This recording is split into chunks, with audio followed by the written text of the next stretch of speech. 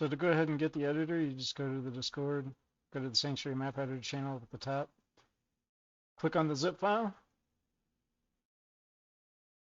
and go ahead and download the zip file. Choose where you want to download it to. Once you have it downloaded, go to that zip file and extract it, and you'll have the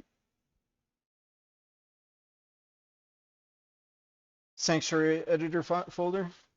I'm using version 12, which I'm just kind of testing out right now. It's not released yet. If you go into the data folder, here's the executable to run it. Go into the data, you can find the maps. You'll see there is some two-step shuffle. Go ahead and copy and paste one of them.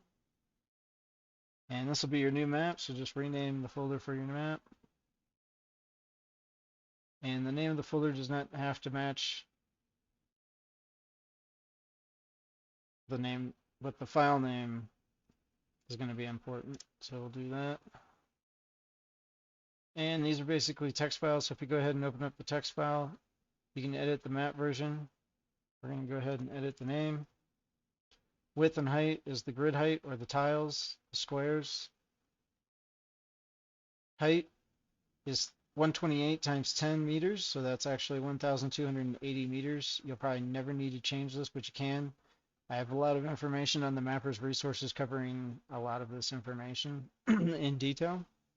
Height map resolution, that's going to be actually the actual raster resolution of your height map file. It's always going to be one more than the size of your map.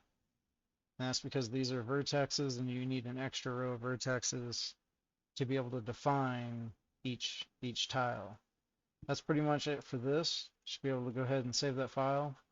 And if you go back to the editor folder, go to the data, go to maps, we'll see our test. Go ahead and open up the test.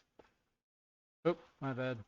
Go to the editor, open up the editor, and then you can just go to open. You can open up your test map, and everything should open up with looking like the map that you copied.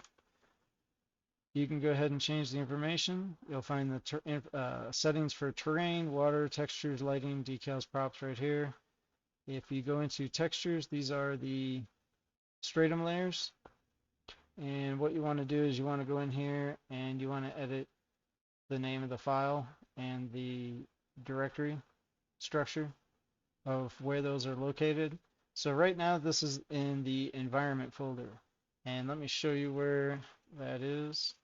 If you go into your editor folder, go into data, you'll have this game data. You will not have this environment folder. You'll have environment.sampack, which is basically a zip file. Whatever compression utility you have, go ahead and use that as if it were a zip file and extract it. You'll get this environment folder.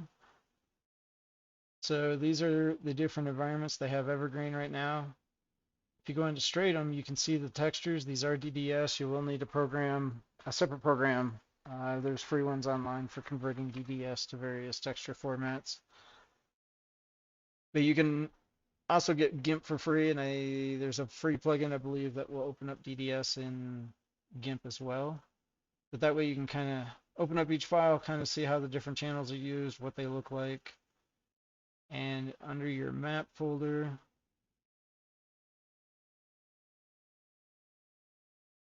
you're going to have a textures folder. This is where your height map's going to be. It's always going to be 16-bit raw. More information on the Mapper's resources on the Discord.